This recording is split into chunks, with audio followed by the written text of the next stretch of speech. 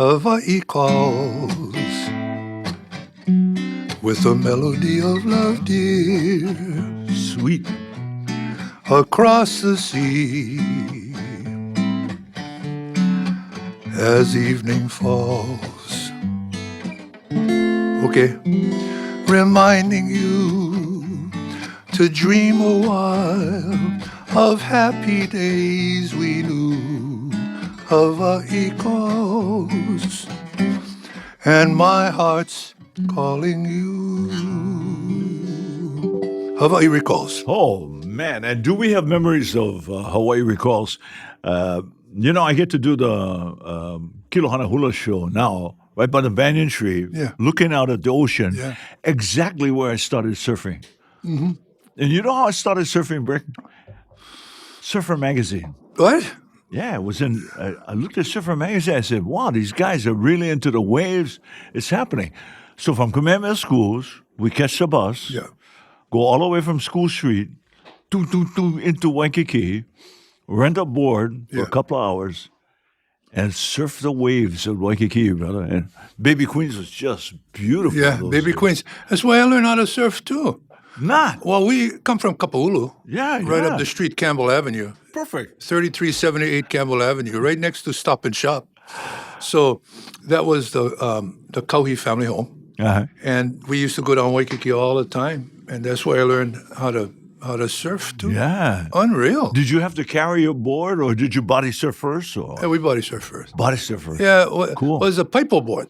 Uh-huh. It wasn't the foam board. Right.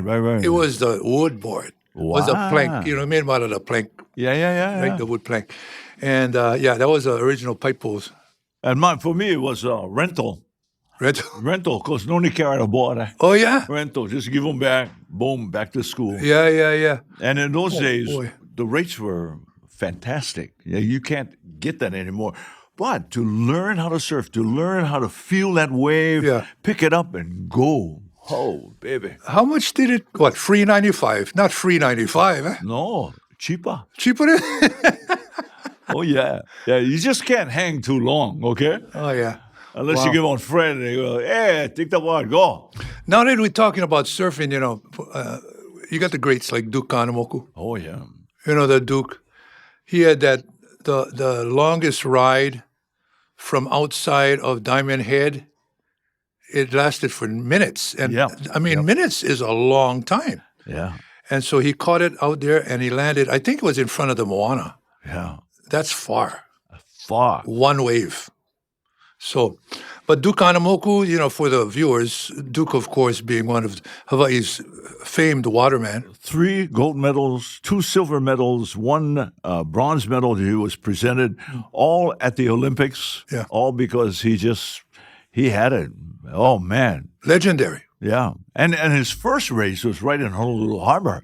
So he just challenged everybody and took them on and beat them. Yeah. So no doubt. I mean, I met him as a young man. Same thing too, right? Me too. Yeah. Yeah. How did you meet him?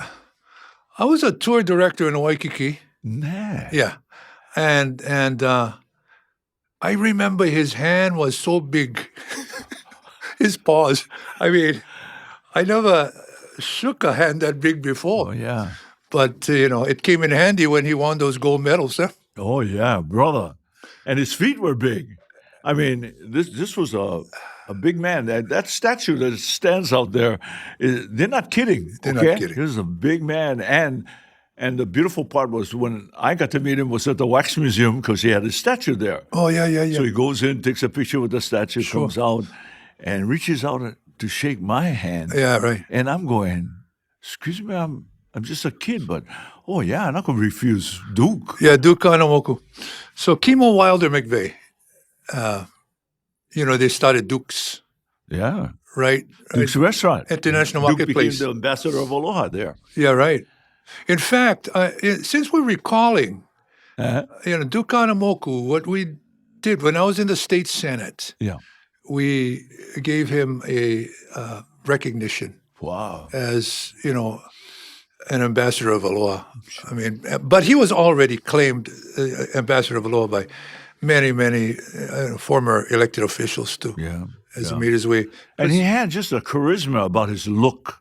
So when he went to the mainland, when he went to Hollywood, I mean, they looked at that and they saw something that was amazing because they put him in the film. Otherwise, they would have never used him. They put him in the film as different kind of characters too. Yeah. One was Native American. Yeah, that's right. Right? But anyway, so Duke Kahanamoku, we're blessed to have him as our ambassador. And he was with some of the big stars like John Wayne and many others. In Hollywood, they had so many characters, in those days. Did I hear some of Don Ho in that John Wayne just then? No?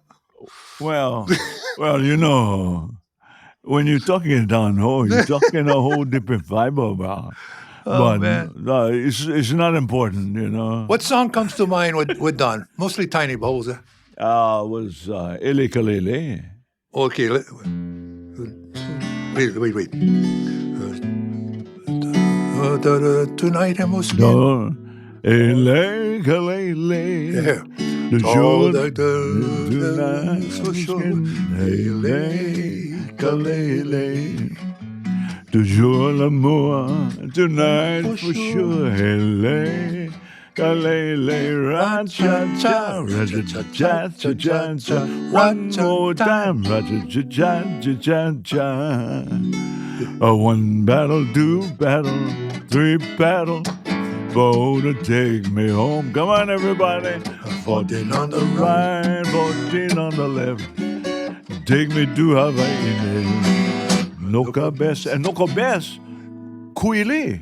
Right? When you think of one paddle, two paddle, and things of my youth, I'll remember you. Used to fly like a bird on the wings of the wind. I played in the sun with a joy deep within. I had laughter as a toy. And a plea for my youth in the beautiful days of my youth. Wow. Yeah, man. Kuili. A lot of people, they sing Kuili's I'll Remember You and all of those great songs, but a lot of people don't know that Kui wrote them. Yeah. So I'm glad we get a chance to at least share that with our viewing audience. And he came to Kamehameha. Brother, he came to the games. Even when he was in a wheelchair, couldn't sing anymore. Kui came to the football games at Honolulu Stadium. Remember the old stadium? And he came and he sat there. And we could see him, We could go, wow, man, that's the guy. That's a very prolific songwriter. He was a fine life dancer at the Lexington. That's right. He did a lot of stuff to survive and to do different things, in show business. And then he comes back, and Don Ho is able to make that glory for his songs. And Kui performed at Queen Surf. Queen Surf too, Yeah. Yeah, because when Don grabbed I'll Remember You, that was became Don's signature tune too. Right, exactly.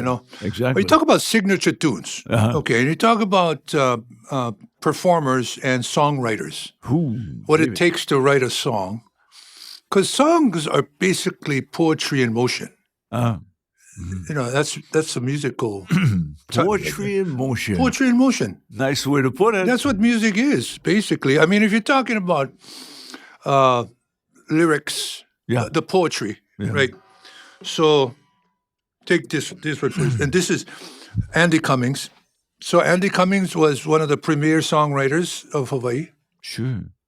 Uncle Andy, And he was a great recording artist back in the 40s and 50s, right? And he wrote one of the signature tunes of Hawaii. And it's about what we talk about in these shows called Waikiki. Right? Because everybody remembers Waikiki. Oh, yeah, I went to Waikiki, went to the beach, it was fantastic. Shows, hotels, everything. He wrote this song, I think, because he was doing so much work promotional. Yeah, he was on the mainland. He was on the mainland when he wrote this song. In the cold. In the cold. Oh, brother. I'm not quite sure. Where was it? Michigan or somewhere? Somewhere around there. Yeah. So imagine what he was thinking, right? There's a feeling deep in my heart, stabbing at me just like a dart. It's a feeling heavenly. I see memories out of the past, memories that always will last, of a place beside the sea. Now that's poetry. Oh, yeah. Waikiki, at night while the shadows are falling, I hear your rolling surf calling, calling and calling to me. Waikiki. Sorry for the voice, huh? Yeah, that's okay. 'Tis for you that my heart is yearning. Somebody can play the guitar. My thoughts are always returning out there to you across the sea. Your tropic nights and your wonderful charms are ever in my memory. I will recall when I held in my arms an angel sweet and heavenly. Waikiki. My whole life is empty without you. I see that magic about you, magic beside the sea, magic of Waikiki. That's a song, bro. That's a song. Baby. Waikiki. At night when the shadows are falling. How are you going to act? And he did it how many times? I mean, he did live performances and everything. And, never lost it. Never lost the feel of the song, yeah? As this program evolves, we'll bring back with us some of the singers. Okay, so I got to tell you, there's this guy that nobody thought of anything except that, I wrote this song for my wife. And when he wrote the song for his wife, it was something special for them, right? For love. And it ended up being, they say that the moon Okay, let's get on the key. Shine down upon you. They say that the moon will shine down upon you. When you say in your Hawaiian way, I love you too. 'Cause tonight belongs to you and I. When you say in your Hawaiian way, I love you too. How's that, brah? How's that, yeah? Weymouth Kamakana wrote that song. And that's why we don't know. People write songs and then all of a sudden it appears, yeah? Yeah, I remember when we were doing the morning show. Was that FM 100? Yeah, that was FM 100, right? We had FM 100, yes, sir. Doing KCC on 1420 AM. Yeah. And then we went to FM. Yeah. The band. Right. There was bandwidth was huge, raised, for FM. So FM 100, KCC and FM 100. And this young guy, and we're riffing today. So for the benefit of our listening audience, Kim and I did many years on the radio together, morning radio. And we used to break all of these records and introduce the scene to all of these great performers. And I recall the day that, no one was better than the others, Right. Everybody had their own way. Everybody had their own style, Yeah. But I remember the day when we introduced Keli'i Raichel. And you and I looked at each other and says, who is this guy? Who is this guy? Same thing with some of the other guys that we broke into the biz. You mean like Willie K? Oh, Willie, yeah. Oh my goodness, yeah. Gee whiz. Hey, you know where that happened? Not on the radio with Willie, because he came over from Maui to do the hula bowl. Yeah, what song was that he used to do? Oh, he used to do a lot. I don't know, but he went off at the stadium. He did Kalamaula, then he did Kachi Kachi Music Makaha, then he did We Are the World. Yeah. Oh, Willie, what a guy, yeah, he could do anything.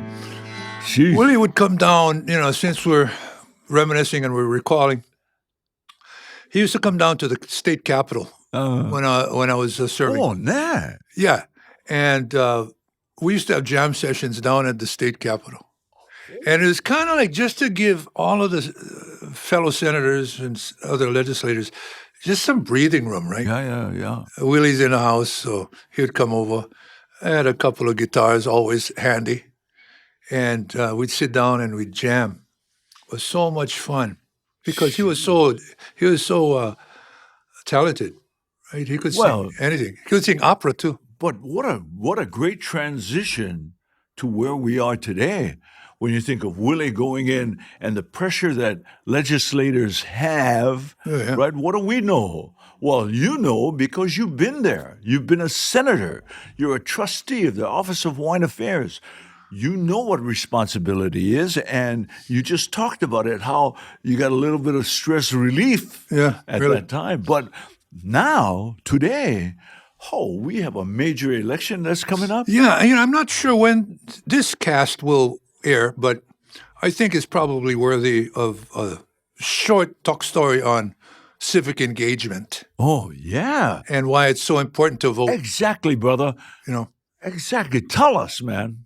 Well, I don't know what to say after that, but no, just go. I recall. Yeah. We wanted to engage the Native Hawaiian community, right? Because there's a value proposition of being Hawaiian in Hawaii, hello, but there's also that everybody is of Hawaii.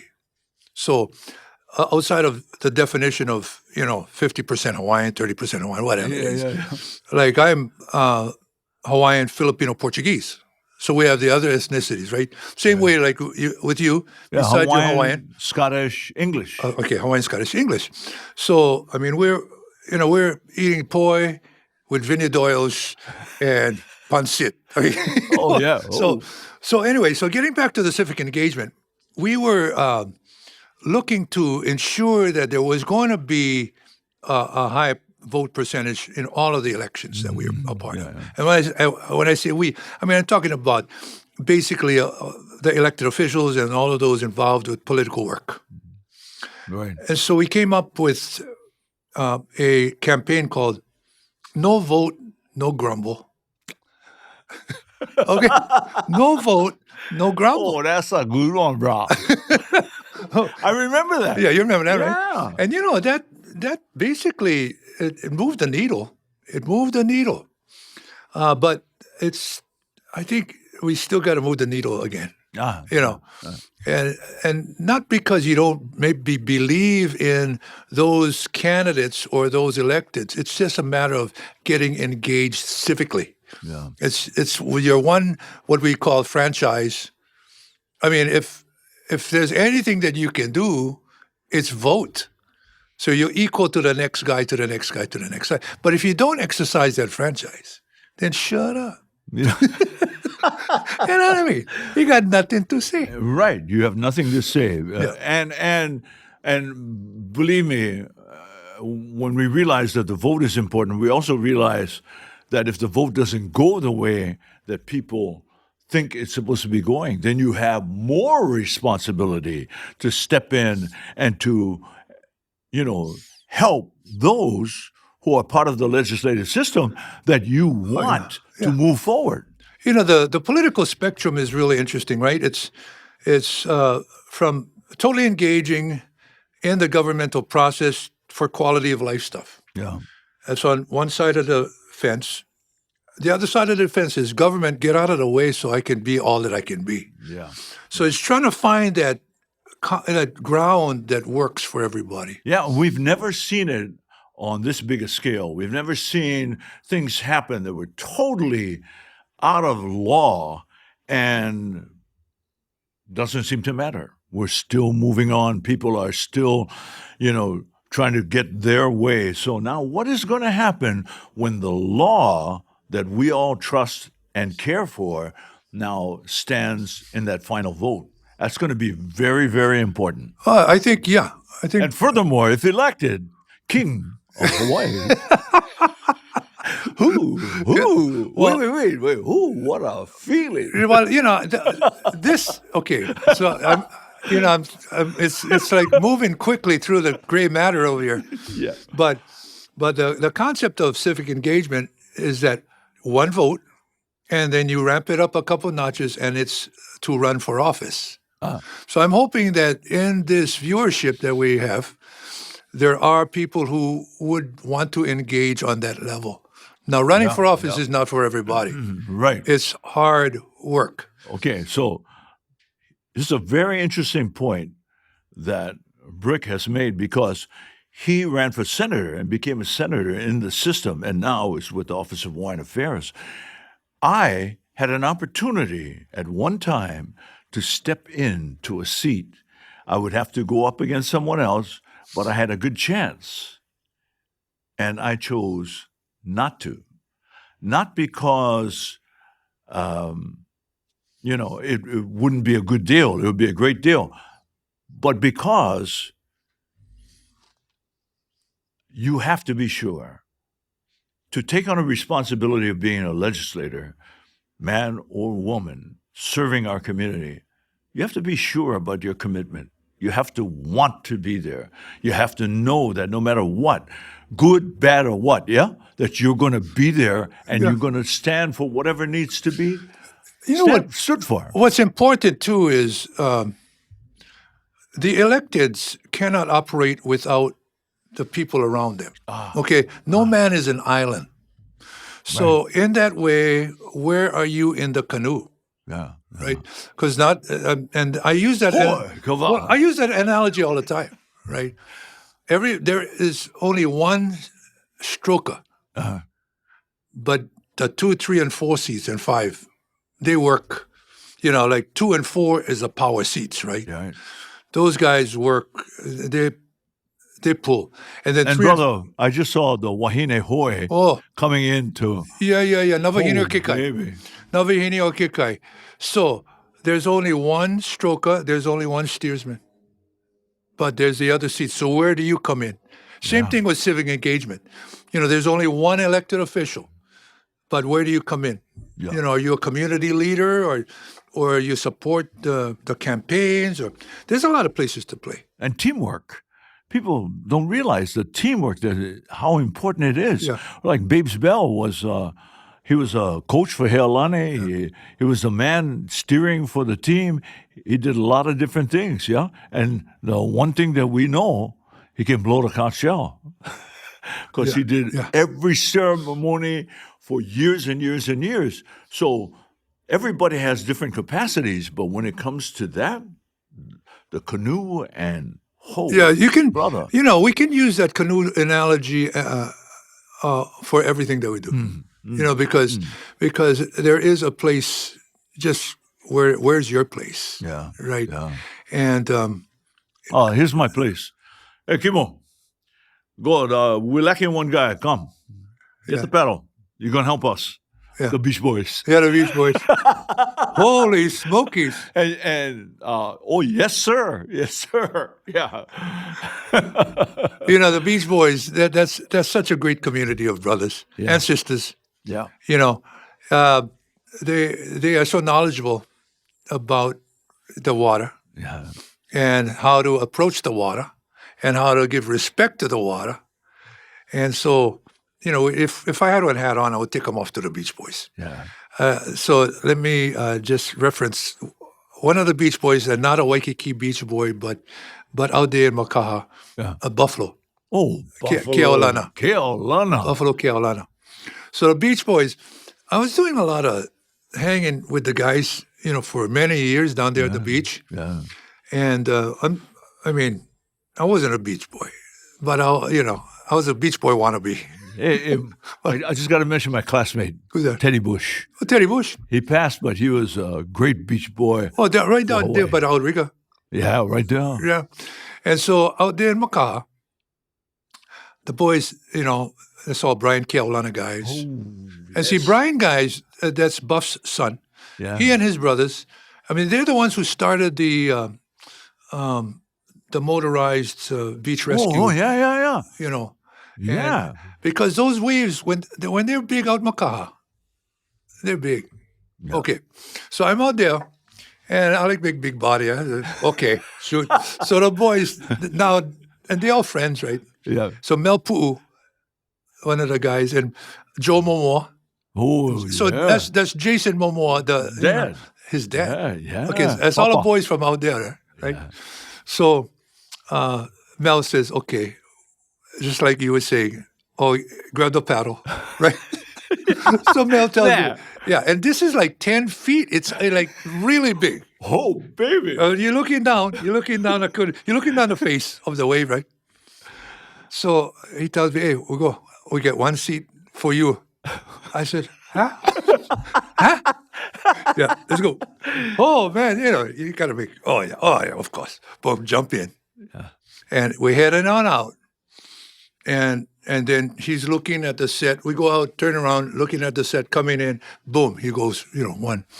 And I tell you, brother, talk about holding your okole.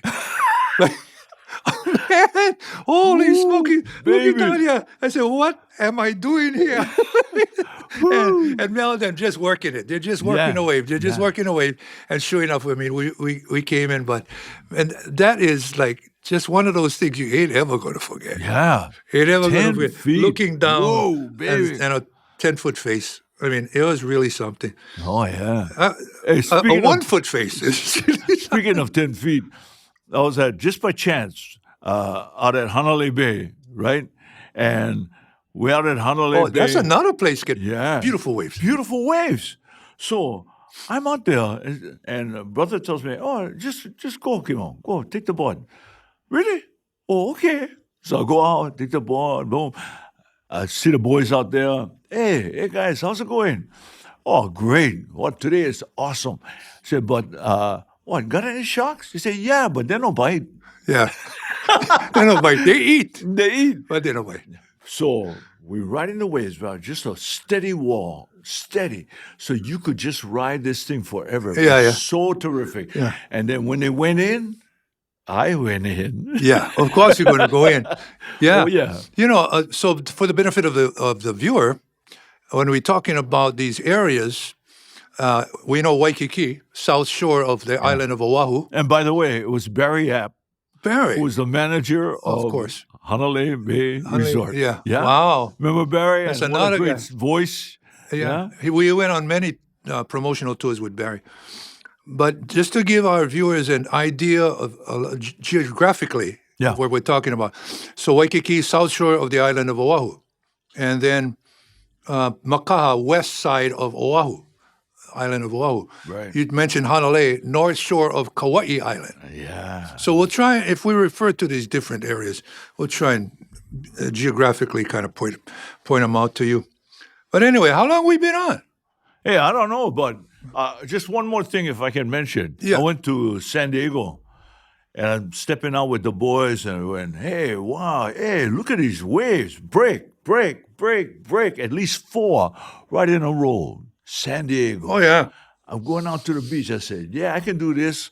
1 foot in the water. The sucker was so cold.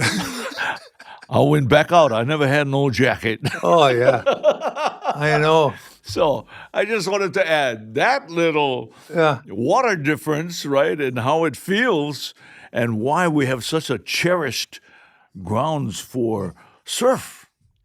Well, we are just wimps when it comes to weather, right? We're like we go. We layer clothes at 70 degrees. Right? Yeah. Hold up, cold today. Today is 65. Yeah. What? Woo-hoo. Man, anyway, that's fun. That's fun stuff. So, I think what we'll do is we'll wrap it. What do you think? Yeah. Hey, but We've taken them on so many waves today.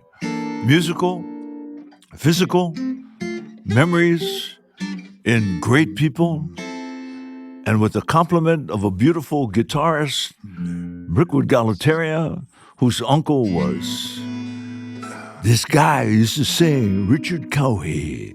Wow. You know what we should... Well, you should sing something. You sing something. If you want to sing Aloha Friday, we can sing Aloha Friday. Okay. If you want to sing, okay? Sure. Do you do that in any special key, or is it... No. Da-da-da-da-da. So probably here's where I sit all cloudy and blessed with my primo bottles lying everywhere. Got a guitar in my hand and a Western oil can under my okole for a chair. Okay, everybody sing along. It's Aloha Friday, no work till Monday. A doo-be-doo, be-doo-be-doo-be-doo-be, a dead-dead-deadly-doo. It's Aloha Friday, no work till Monday. A doo-be-doo, be-doo-be-doo-be-doo-be-doo-be-doo. Second verse. Well, my cousin's all here drinking up my beer. Got cakes running everywhere. Local party got some poke on the side, and Mom was trying to hide the Miller and the Heineken beer. It's right in the fridge. It's Aloha Friday, no work till Monday. A doo-be-doo, be-doo-be-doo-be-doo-be, a dead-dead-dead-doo.